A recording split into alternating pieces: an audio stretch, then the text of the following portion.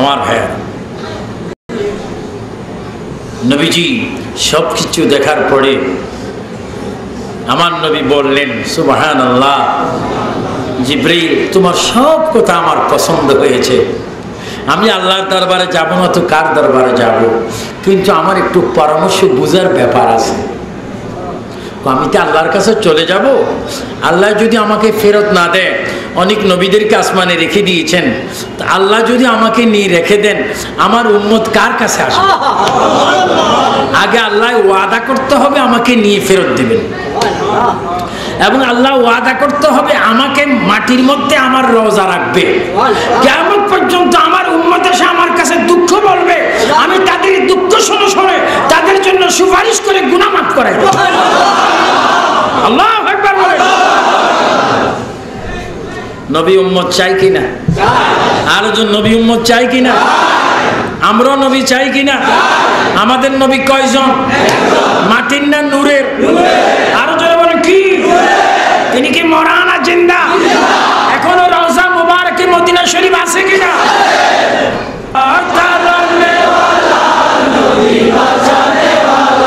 তুমি বাদশাহ বাদশাহ মোহাম্মদ মুস্তাফা সাল্লাল্লাহু, তুমি বাদশাহ বাদশাহ पिलाने वाला, तुम्हें बचाने वाला, पिलाने वाला, तुम्हें बचाने वाला, तुम्हें बादशाह बादशाह। আমার প্রিয় নবী এই কথা যখন বললেন, আল্লাহ পাক বলে, হাবিব ও আমার বন্ধু হাবিব বললাম, আমি ওয়াদা দিলাম, আমি আল্লাহ আপনার সাথে ওয়াদাবদ্ধ হলাম, যতদিন 27 বছর বুঝি না, 2700 বুঝি না, 27,000 বুঝি না, 27 লক্ষ বছর বুঝি না, যতদিন আপনি রাসূল আমার দরবারে মেহমান হবেন, ততদিন জন্য আপনার উম্মতের জামিন আমি আল্লাহ নিজে হয়ে গেলাম। জোরে বলুন। তবু আপনি রাসূল খুশি হলেন, আল্লাহ আছেন, তিনি পোশাক গায়ে দিলেন। এই মেরাজের বর্ণনা দিতে গেলে তো আরেক মেরাজ আসবে। আমার ভাইয়েরা, রাসূল পোশাক গায়ে দিলেন। রাসূল তো এমনি সুন্দর, পোশাক আরো সুন্দর। যিনি নিজে সুন্দর, পোশাক গায়ে দিয়েছেন আরো সুন্দর। সুবহানাল্লাহ।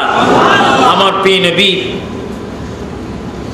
বরাকের উপরে উঠে জিবরাইল আমিন ডানে, মিকাইল ইসলাম বামে, 70,000 ফেরেশতা কলমার উঁচু পতাকা নিয়ে রাসূলকে জুলুস সহকারে আল্লাহর দরবার রওনা হলেন।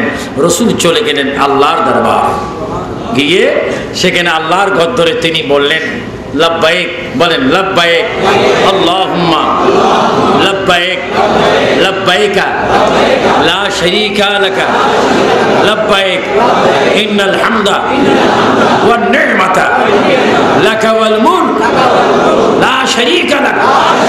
আল্লাহ, আমি তোমার দরবারে হাজির, তোমার দরবারে আমি আল্লাহ, আমি তোমার কাছে এসেছি, আমি তোমার রাজামন্দি চাই। এই কথা বলতে না বলতে হাতিমি কাবার ভিতর থেকে 70 জন নবী বাইর হয়ে গেলেন। কারা কারা হজে গিয়েছেন হাত তোলেন। হজে যারা গিয়েছেন, বাবুল একটু ওনাদের হাতগুলো তোলো। ওনারা কোথায় গিয়েছেন? হজে গেছেন। ও খানে কাবার দরজার এদিকে আসলে একটা রাউন্ড আছে না, এই রাউন্ডের নাম হাতিমে কাবা। এখন ওখানে 70 জন নবীর খবর আছে। আমার নবী যে মুসা ইসলামের কবরে দাঁড়িয়েছেন, এটার বাস্তব প্রমাণ আমি নিজেই দেখে এসেছি। আমি যখন 91-এ বাইতুল মুকাদ্দাসে গেলাম, মুসা কালিমুল্লাহর কবরের বাম পাশে, মুসা কালিমুল্লাহর কবরের বাম পাশে পূর্ব সাইডে একটা সাদা পাথর আছে। ওই পাথরের উপরে দুটা পাও মোবারকের নকশা আছে। ওই নকশাগুলোর দিকে চুম্বককে যেমন টানে, আমাদের মনটাকে বারবার ওই পাথরটা টানে। মুসা নবীর দরবারের খাদেমকে প্রশ্ন করলাম, ও মুসা নবীর দরবারের খাদেম, এই যে পাথরটা দেখা যাচ্ছে মুসা নবীর কবরের পাশে, এই পাথরটার কাছে বারবার আমাদের মনটা যায়, চোখটা যায়। খাদিম সাহেব বললেন, হ্যাঁ মাওলানা, তোমরা কি কোরআন হাদিস পড়নি? নবীর মেরাজ কি শুনুনি? আল্লাহর নবী মেরাজে যাইতি মুসা নবীর সাথে দাঁড়িয়ে দাঁড়িয়ে কবরের পাড়ে দাঁড়িয়ে যে কথা বলেছিলেন, যেই পাথর উপরে দাঁড়িয়ে কথা বলেছেন, ওই পাথরটা তোমরা দেখতে পাচ্ছ, যার উপরে নবীর কদমের নকশা দেখা যায়। আল্লাহর সাথে কথা বললেন আল্লাহর প্রিয় নবী। এবার বাইতুল মুকাদ্দাসে গেলেন, আল্লাহর নবী দেখতে পেলেন तमाम अंबिया کرام কিয়ামত নৌ ফলক মেরাজে ও আম্বিয়া মুহতাজ রাসূল পাকের মেরাজের দিন সমস্ত নবীগণ আউলিয়া کرام যার দরবারে মুহতাজ ছিলেন, যার পিছে পিছে যারা ভিক্ষা চেয়েছেন, তিনি হচ্ছেন রহমতুল আলামিন। আমার নবী মসজিদে গেলেন, আল্লাহ রসুল বললেন জিব্রাইল, এখানে সমস্ত নবীগণ এসেছে, সমস্ত ওলিদের রূহ এসেছে, তুমি জিব্রাইলকে আমি হুকুম দিলাম একটু তুমি আজান দাও, আজানের সহিত জামাতের সহিত 2 রাকাত নামাজ পড়ব। জোরে বলুন সুবহানাল্লাহ। সমস্ত নবীগণ মুসল্লি হলেন, মুক্তাদি হলেন, আমার নবী ইমাম হলেন, নবীর ইমামতির মধ্যে নামাজ পড়া হলো, 2 রাকাত শেষ হলো। এবার আল্লাহর প্রিয় নবী লিনুরিয়াহু মিন আয়াতিনা ইন্নাহু হুয়াস সামিউল বাসীর, আল্লাহর নবী উদ্যত শরীফ ভ্রমণ শুরু করলেন। রাসূল পাক এবার একটা পাথরের মধ্যে পাড়া দিলেন, ওই পাথরটা আমি নিজেই দেখে এসেছি। ওই পাথরটা মানুষের মা কানলে, মা মরলে ছেলে যেইভাবে মা মা করে কাঁদে, ওই পাথরটি ইয়া রাসূলুল্লাহ বলে বলে কাঁদতেছে। আল্লাহর নবী পাথরের গায়ে পা দিয়ে বোরাকের মধ্যে উঠতেছিলেন, পাথরটা মানুষের নিয়ে কাঁদতে লাগলেন, ইয়া রাসূলুল্লাহ, আল্লাহ পাক আমাকে সৃষ্টি করার পরে অদ্য পর্যন্ত কোনো দুনিয়ার মানুষ আমার উপরে পা রাখতে পারেনি, এই প্রথম কদম আপনি আমার উপর রেখেছেন। হুজুর আমি চাচ্ছি আল্লাহর দিদার আপনি রওনা হয়েছেন, যেই কদম যেই পাথরে লেগেছে দুনিয়ার কোনো মানুষ যেন ওই পাথরে পা দিতে না পারে, আপনি একটু আমাকে দোয়া করেন, আমি জমিন থেকে একটু শূন্যস্থান হয়ে যাই। এখনো সেই পাথর সৈন্যের উপরে আল্লাহু আকবার। আমার নবীর দোয়া কবুল হয় কি হয় না? এইভাবে আমার প্রিয় নবী প্রথম আসমানে গেলেন, তৃতীয় চতুর্থ পঞ্চম ষষ্ঠ গেলেন, সেইখানে গিয়ে মূসাকে দেখলেন। এবার সপ্তম আসমানে গেলেন, সেইখানে গিয়ে ইব্রাহিম ও খলিলুল্লাহকে দেখলেন, আদম আলাইহিস সালামকে দেখলেন, ইদ্রিস নবীকে দেখলেন। দেখার পরে আল্লাহর প্রিয় নবী বিশ্ব নবী বাইতুল মুকাদ্দাসের উপর থেকে সেখানে চলে গেলেন সপ্তম আসমানের মধ্যে। সেইখানে গিয়ে দেখলেন সামান্য কয়েকটা দাড়ি পাকা লম্বা লম্বা চুলওয়ালা একজন মানুষ দেখা যায়। আল্লাহর প্রিয় নবী যখন সামনে গেলেন, ইয়া আখি জিবরাইল, ওই যে মানুষটা আমি দেখতে পাচ্ছি এত সুন্দর, ওই মানুষটাকে কয় ইয়া রাসূলুল্লাহ, ওই মানুষটা হচ্ছে মুসলমান জাতির পিতা ইব্রাহিম ও খলিলুল্লাহ। জোরে বলুন আমার প্রিয় নবী বলেন, ইয়া আখি জিবরাইল, ওই মানুষটির সামনে কোটি কোটি কোটি কোটি শিশু, বাচ্চা, নারী, পুরুষ আমি দেখতে পাচ্ছি, যারা কোরআন শরীফ পড়তেছে। এরা কারা? আমি একটু তাদেরকে চিনতে চাই। আল্লাহর প্রিয় নবীকে জিবরাইল বলেন, ইয়া রাসূলুল্লাহ, যারা শিশুবেলায় মার কোল থেকে এসে মাকে মা বলতে পারেনি, বাবাকে বাবা বলতে পারেনি, কচি বাচ্চা হয়ে তারা দুনিয়ার থেকে চলে এসেছেন, আল্লাহ পাক তাদেরকে ইব্রাহিমের কাছে কোরআন শরীফ শিক্ষা দিচ্ছেন। এরা হচ্ছে ওই ইতিম অসহায় বাচ্চাগুলা। জোরে বলুন। ওই বাচ্চাগুলা ইব্রাহিম আলাইহিস সালামকে প্রশ্ন করেন, ও ইব্রাহিম খলিলুল্লাহ, আজীবন আপনার কাছে আমরা কোরআন শরীফ পড়তেছি, কোনোদিন আপনি দাঁড়াননি, আজকে এই মানুষটাকে দেখে আপনি দাঁড়িয়ে গেলেন, ইনিকে? ইব্রাহিম খলিলুল্লাহ বলেন, ইনি হচ্ছেন ওই নবী, যে নবী না হলে আমি ইব্রাহিম হতাম না। ইনি আখেরি নবী, আল্লাহর দরবারে যাচ্ছে। ওই কচি কচি বাচ্চারা রূহ জগৎ থেকে মাকামে বাইতুল মুকাদ্দাসে সপ্তম আসমানে ছোট্ট ছোট্ট বাচ্চারা, ছোট ছোট মেয়েরা আমার নবীকে জড়াই ধরলেন, ইয়া রাসূলুল্লাহ, আপনি দুনিয়ার থেকে এসেছেন, আমার মায়ের কি খবর একটু বলেন, আমার বাবার কি খবর একটু বলেন। আমরা তো মাকে মা বলতে পারিনি, বাবাকে বাবা বলতে পারিনি। আল্লাহ রাসূল বলে, তোমার মা বাবা আমলের দ্বারা ভালো আছে অথবা খারাপ আছে। ওই বাচ্চাগুলো আপিল করলেন, ইয়া রাসূলুল্লাহ, আপনি নবীদের নবী, আপনার দোয়া কবুল হবে, আমরা একটু মা বাবার জন্য দোয়া করব, আপনি শুধু আমিন বলবেন, আপনি যদি আমিন বলেন আল্লাহ মাফ করে দিবে। কয় তোমরা দোয়া করো। সমস্ত ছেলেরা ওই জায়গার মধ্যে দোয়া করলেন, রব্বির হামহুমা কামা রব্বায়ানি সগীরা। এই দোয়াটা যখন করলেন, আমার নবী মেরাজের পথে বললেন আমিন। আল্লাহ ডাক দিয়ে বলে, বন্ধুরে, যতগুলা ছেলেরা মা বাবার জন্য দোয়া করেছে, আপনার আমিনের কারণে সকলের গুনাহ আমি মাফ করে দিলাম। আল্লাহু আকবার বলেন। আমার নবীর উসিলায় দোয়া কবুল হয় কি হয় না? আপনারা নবীর উসিলায় চান কিনা?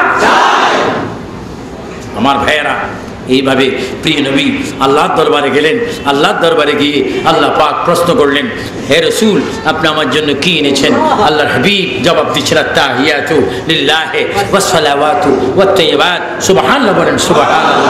আল্লাহ বদনী ইবাদত, শারীরিক ইবাদত, রূহানি ইবাদত, সব ইবাদত তোমার জন্য এনেছি। সব কিছুর মালিক তোমার আল্লাহ রব্বুল আলামিন। সুন্দর করে নবীকে বলতেছেন, আসসালামু আলাইকা আইয়ুহান নবী ওয়া রাহমাতুল্লাহি ওয়া বারাকাতুহু। সুবহানাল্লাহ বলেন। হে হাবিব, করুণা, কল্যাণ, দয়া, রহমত, নিয়ামত সব কিছু আমি আপনাকে দান করলাম। প্রিয় নবী, আল্লাহু আকবার। সেখানেও চেহারা মোবারক কালো করে আছেন। আবার আওয়াজ হচ্ছে, আসসালামু আলাইনা ওয়া আলা ইবাদিল্লাহিস সালিহিন। চিৎকার দিয়ে বলেন সুবহানাল্লাহ। সেখানেও আমাদেরকে সালিহিন মুত্তাকিনদেরকে স্মরণ করা হলো। তাহলে রসুল যদি উম্মতকে চায়, উম্মত রসুল চাই কি চাই না? সেখান থেকে রসুল আমাদের জন্য এনেছেন আল্লাহর পক্ষ থেকে 50 ওয়াক্ত, কয়েকত রসুল আল্লাহ থেকে এসেছেন। আবার ষষ্ঠ আসমানে মূসার সাথে দেখা হলো। মূসা কালিমুল্লাহ বলে, হুজুর আপনাকে প্রথম দেখলাম খবরে, তারপরে দেখলাম মসজিদে, তারপরে ষষ্ঠ আসমানে, এবারও আপনি আসলেন। হুজুর, আল্লাহ পাক আপনার জন্য আল্লাহর দরবারটা এত ফ্রি করে দিয়েছেন, যখন চান তখন যাইতে পারেন। বলেন আল্লাহ আপনার মাধ্যমে উম্মতের জন্য কি হাদিয়া দিয়েছেন? আমার আল্লাহ খুব ভালো, আমার আল্লাহ উম্মতের জন্য 50 ওয়াক্ত নামাজ দিয়েছেন। জোরে বলুন সুবহানাল্লাহ। হুজুর আপনার উম্মত গরিব হবে, আপনার উম্মত অভাবী হবে, হায়াতটা কম হবে, দুনিয়াবি হবে, তারা এটা সেটা নিয়ে টেনশন ফিল করবে, তারা 50 ওয়াক্ত নামাজ পড়তে পারবে? আপনি যান আরো 5 ওয়াক্ত কমায় আনেন। সুবহানাল্লাহ বলেন। এইভাবে 5 নন গেলেন, 9 বার গেলেন। আল্লাহ বলে, হাবিব শুধু আপনার কারণে 50কে 45 বিয়ে করলাম, 5টা ঠিক রাখলাম। তবে শুনুন, যদি আপনার উম্মতরা 5 ওয়াক্ত নামাজ পড়ে 50 ওয়াক্ত সওয়াব দেব। নামাজের ওয়াক্ত কমাইলাম কিন্তু সওয়াব। সুবহানাল্লাহ বলবেন না? আরো জোরে বলেন। এই সওয়াবের দরকার আছে কিনা? নামাজ পড়বো কয়েকত, সওয়াব পাবো। আল্লাহু আকবার বলেন। 50 ওয়াক্ত এইভাবে 45 মাফ করলেন। 5 ওয়াক্ত যখন নিয়ে আসলেন, হুজুর আমার কিসমত এত ভালো। কয় কি? আমি কুহুতুল পাহাড়ে গিয়েছিলাম, আল্লাহ উত্তর দিয়েছিল আপনাকে দেখার জন্য। তো হুজুর আপনি প্রথম আল্লাহকে একবার দেখছেন, আবার 9 বার আমি পাঠাইছি। কয়বার? তো আপনিও আল্লাহকে 10 বার দেখছেন, আমিও আমার চোখে আপনাকে 10 বার দেখছি। আপনি যেমন আল্লাহর সাথ পেয়েছেন, আমি আপনাকে দেখে আল্লাহর সাথ পেয়েছি। আর একটু জোরে বলুন না সুবহানাল্লাহ। এই জন্য আমার প্রিয় মুসল্লিয়ানে কেরাম, সীতাকুণ্ডের শ্রোতা ভাইয়েরা, শীতলপুরের শ্রোতা ভাইয়েরা, আজকে এখানে জুমা চালু হয়েছে না? মাশাআল্লাহ। আজকের মেরাজের দিনে শুক্রবার এই মোহসেন আলী জামে মসজিদে আজকে প্রথম কি হলো? নামাজ এই নতুন ভাবে উদ্বোধন হলো জুমার মধ্য দিয়ে। আল্লাহ পাক, আমিও মাগরিব পড়াবার সুযোগ পেলাম। আল্লাহ পাক এই গোটা মসজিদকে আমাদের জন্য মেরাজের বাগান বানিয়ে দেয়। যাদের পূর্বপুরুষ নেই আল্লাহ পাক তাদেরকে জান্নাত নসিব করো। গরিব নামাজের ফয়জ আমাদেরকে দান করো। আল্লাহর নবী বলেছেন, হে গরিব নামাজ, তুমি মদিনায় থেকো না, আমি তোমাকে হিন্দুস্তানের বাদশা বানাই দিলাম। তুমি হিন্দুস্তান গিয়ে ইসলাম প্রচার করো। যতবার হিন্দুস্তান গিয়ে আমি রসুলকে স্মরণ করবে, ততবার আমি রসুল, তুমি মঈনুদ্দিনের সামনে হিন্দুস্তান থাকবে। আর একটু জোরে বলুন না সুবহানাল্লাহ। ও খাজা, ওই সীতাকুণ্ডের মানুষ, শীতলপুরের মানুষ, চট্টলার মানুষ, টেকনাফের মানুষ, এশিয়ার মানুষ, তুমি খাজার দরবারে যায়। কারণ কি? তুমি কি দিয়েছো? আমি কিছুই করিনি, শুধু নবীকে আমি বিজয় করেছি, নবীকে আমার মনে স্থান দিয়েছি। এই জন্য দুনিয়া আমার পাগল হয়ে গেছে। জোরে বলুন। আমরা খাজা গরিব নামাজও চাই কিনা? আল্লাহ গরিব নামাজের ভক্তদেরকে মক্কা মুআজ্জামা মদিনাতুল মুনাওয়ারাতে যাওয়ার তৌফিক দান করুন। ইয়া নবী সালাম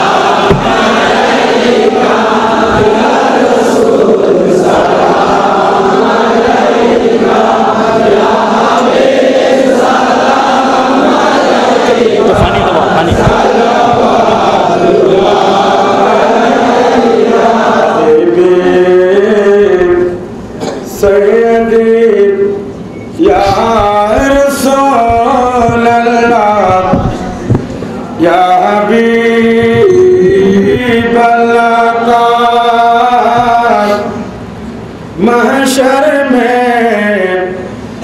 जब पुकारना नफस नफस का तराना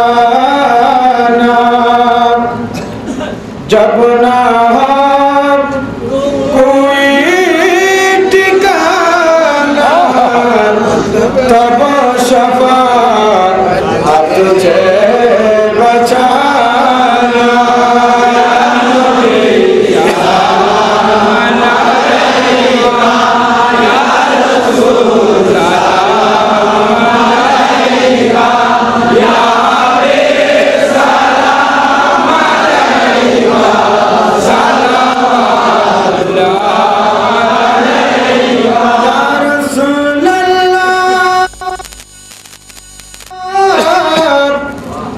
या हबीब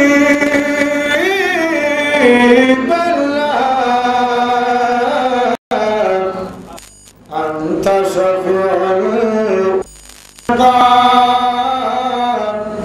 वास्ता आले अबाका सदका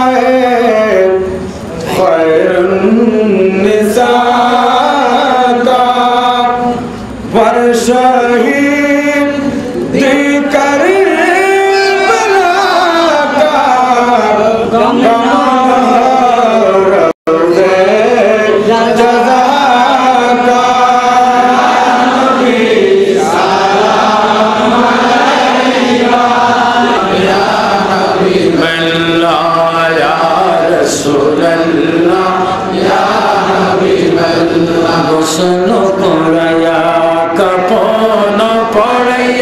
দেখেন শেষ দিনের কথা গোসল করাইয়া রাখিবে যখন কবরে শোয়া লয় গোকুলে গোলাম বলিয়া লয় গোকুলে গোলাম বলিয়া ইয়া রাসূলুল্লাহ ইয়া হাবিবাল্লাহ ইয়া রাসূলুল্লাহ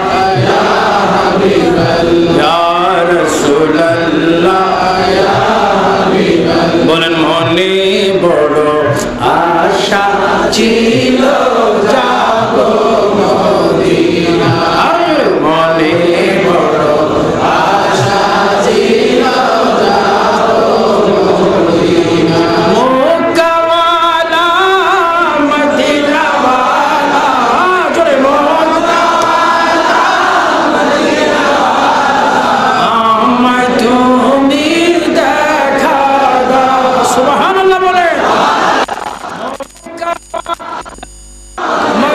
মদিনাওয়ালা আমায় তুমি দেখা দাও মনে বড় আশা ছিল যাব মদিনা মনে বড় আশা ছিল যাব মদিনা মক্কাওয়ালা মদিনাওয়ালা জোরে মক্কাওয়ালা মদিনাওয়ালা আমায় তুমি দেখা দাও মনে বড় আশা ছিল যাব মদিনা মনে বড় আশা ছিল যাব মদিনা আল্লাহুম্মা সাল্লি আলা সাইয়্যিদিনা মুহাম্মদ ওয়া আলা আলি সাইয়্যিদিনা দিবানিশি মনে আমার বলো দিবানিশি মনে আমার আর দিও না যন্ত্রণা ধনী যদি হইতাম ধনী যাইতাম সোনার মদিনা আল্লাহুম্মা সাল্লি আলা সাইয়্যিদিনা মুহাম্মদ